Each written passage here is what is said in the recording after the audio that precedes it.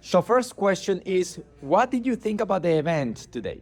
Oh, it's absolutely amazing. The whole weekend was amazing. There was so much value to it, and I learned so much.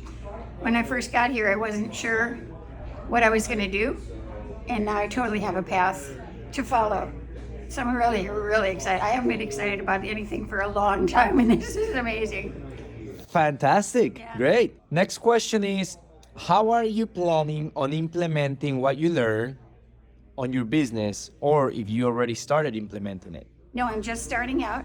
So I'm developing a company. I have my product, I have my brand name, and this is going to help me launch it.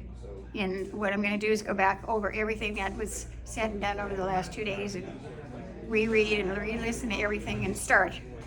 Awesome. What would you say to people that are thinking about maybe learning about AI, but they're not sure?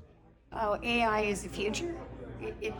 It's no question about it. It's absolutely the future, and you'll be lost if you don't learn it. You really will be.